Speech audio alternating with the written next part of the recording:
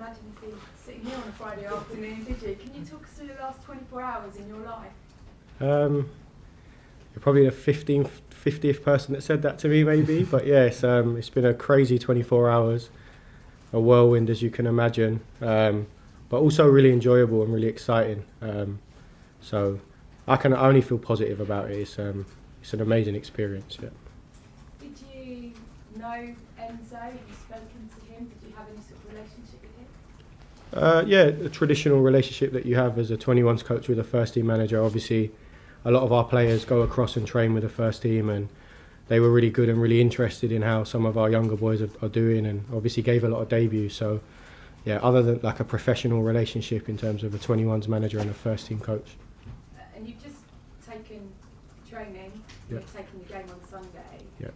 Just when you took training in kind of the nicest possible way, did you almost have to say, hi, I'm Calum, this is my job, I'm going to be your manager for the next few days? What sort of, how well do you even know the players, and do any of them know you?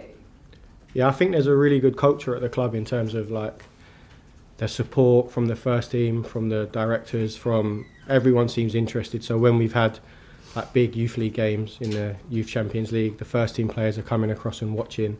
There's obviously a bit of an academy presence there as well. So I met with a few of the individuals beforehand, but I was officially introduced this morning, and it's. Did the pass let you in?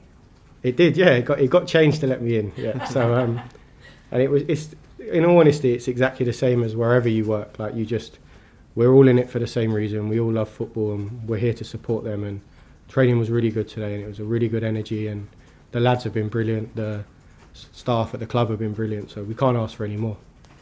In terms of the players, I mean, playing for Chelsea, they're well used to what goes on and the numbers of managers that are in or out. But how are they? You said good energy. I mean, you know, they're going to talk about what's happened. It's been an extraordinary, dramatic sort of 24 hours in this club. What sense did you get from them?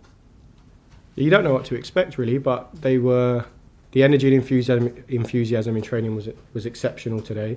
They seem really focused. They're really driven, hungry. They know we've got a massive game on Sunday and we're going to have to be at our best. So you can feel that. They're professionals. They've done this a long time. They've been here before. Reece has been brilliant. He's been a real leader in the group and supported the staff and the players. So you can't ask for any more. It just seems like a real focus for getting the best performance we can on Sunday.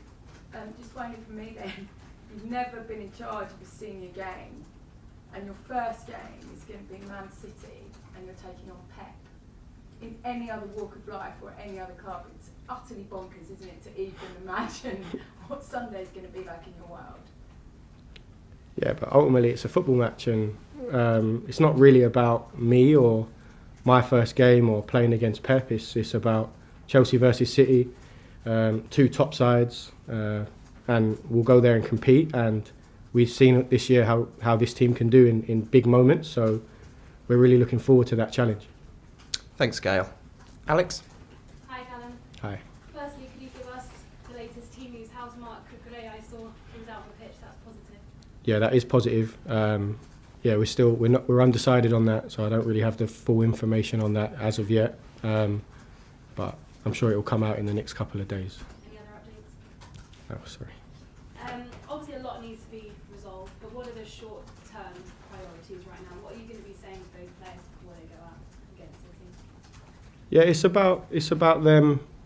It's always awkward when an interim comes in, and it's more for them than it is for us. It's about them producing the level of performance that they've done before against top sides, and we've had some top results this year, and we know what this side's capable of. And my message to them is bringing the best version of themselves and being all in it together and believing that we can get the next couple of days right, and ultimately put in a good performance on Sunday. Have you had a chat with the owners? Have they said anything to you? Yeah, I spoke to the directors and the owners, and like I said, they've been really supportive. They've given us everything we need to be successful, and nothing more we could ask for. They've been fully on board, and we're all in it together. Thank you. Good luck. Thank you. Thank you. Thanks, Alex. John? Can I just ask you who's going to be with you on Sunday? Who will be in your coaching group? Yep. So we have from the 21 staff, we have myself, Andy Ross, and James Simmons, who are my assistants with the under 21s. We also have Adam Keep, who's the analyst with the under 21s as well. Bernardo is still here, the set piece coach, and that will be the main part of our technical team for Sunday. And how difficult is it going to be picking a team? Because obviously you've got 2 training sessions, but presumably you've also got to speak to the medical team. You know, some players can't play 2 games on the trot, some can't play 3 on the trot. So, I mean, how difficult is that whole process? Yeah, it's difficult to pick any team at any moment. It's probably the hardest part of the job, even at under 21s level. You're going to disappoint people, you're going to leave people out, but you've got to do what you feel is best in that moment. We'll obviously be speaking with the medical team. Obviously, lads coming back from injuries, we have to manage like you do at any club, at any level. So it's all pretty routine in that, but we'll pick the best team that we feel like is ready to play that game and compete. What are your emotions at the moment? Is it excitement, or is this a bit daunting? I mean, it's understandable that it would be pretty daunting. I'm quite relaxed about it, if I'm honest. I'm sure as I get closer to the game, it will become maybe more nerve-wracking, more daunting, but I haven't worked at this level before, of course, but I think the lads, and like I said, the lads today were brilliant, and it fills you with confidence that we're all in it together, and it's a team effort.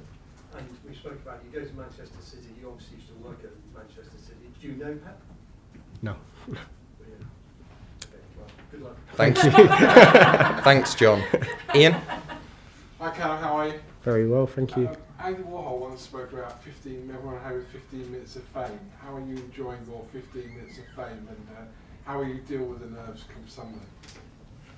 Doesn't feel any different. I don't feel famous, or other than a few other text messages than what you'd usually get, but it honestly doesn't feel any different. I'm just focused on coming in every day, preparing the team as best we can for a positive result, but it honestly doesn't feel any different. Is this a one-off, or will you be going into next week as well? Have you been told yet just Sunday, or have you been told do it until somebody comes in? Yeah, the brief is to prepare the lads for Manchester City on Sunday, and that's honestly all I know at the moment, this moment in time.